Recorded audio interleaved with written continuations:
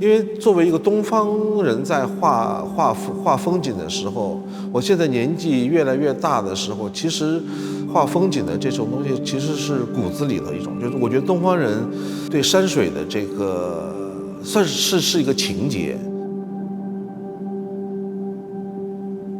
这个虽然这是一个很普通的题材，但这个东西好像其实有很多的可以诉说，或者是可以表达。西方人的那个风景基本上还是写生的，他画的就是那座山。但是塞尚的确是有一点例外，他其实也是写生的，但是在他画面最后呈现出来，全部都是画面语言，就是他特别伟大的那个地方。他被称为当代艺术之父，其实是毕加索说的。他说这个塞尚就是他的父亲。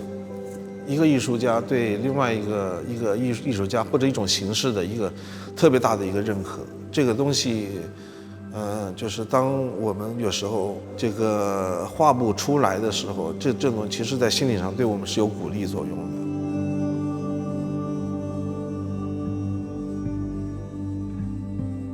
东方人画山水，他是有他的一个习惯，他其实画的不是那个山，他其实画的自己的内心。其实每个人的内心都是不一样的。我觉得就是作为一个观众的时候，你去看他们的东西，也是能很清晰地体会到这个东西。而且就是说，你每次看的时候，你都能有不同的认识和不同的提高，这是特别重要的事情。他们内心特别干净，然后心灵境界特别高，这个对我们都是有一个特别大的、巨大的一个帮助的一个作用。我们甚至就是可以，就是说你实在画不下去的时候，你就可以从他们的画里面得到安慰。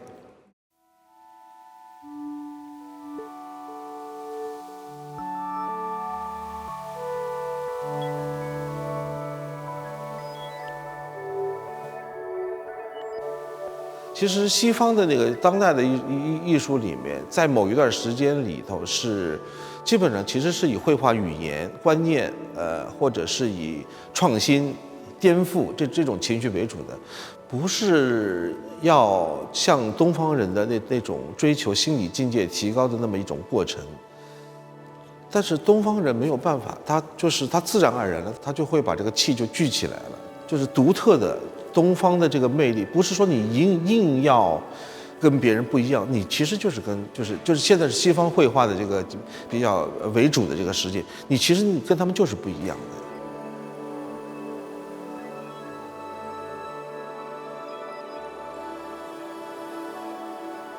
觉得这里面加一些具体的人脸，有神话色彩，使这个画变得好像跟完全抽象的那种东西又有一点区别，算是也是一种试验吧。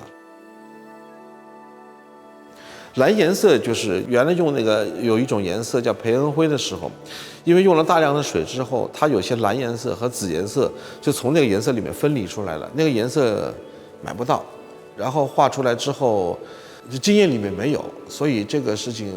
我觉得挺让我珍惜这个就是特别好看，所以就是拿这个东西去画了几张画。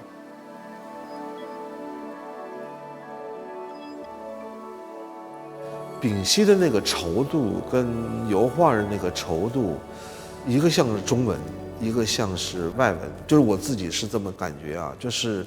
像丙烯，你把它稀释了之后，它的那个覆盖的那个变数，就是达到一定的程度之后，它会变得有点半透明，变得朦胧，变得这个事情好像特别有余地，特别像东方人的那种表达，有含蓄的那种东西。就是从画了这么多年丙烯以后，我慢慢的从里面体会到了这种东西，我特别开心。当然，就是我这么去努力的去画画这件事情，生活在一起，其实也是希望是能够做出一些不同的地方，就跟自己不同，跟别人不同。你想，中国以前那么多画山水的艺术家，现在这个事情不能让它断了嘛？但是你说再拿一个宣纸和一个毛笔去画的时候，总觉得不是很自然，因为这个真的时代进步了这么多年了，材料方面也在进步，各方面都会不一样。应该用一个不同的心情和材料去把以前的人要说完没有说完的东西，就是以前的山水现在是个什么样子，也是我自己特别好奇的，也是我愿意尝试的这么一个东西。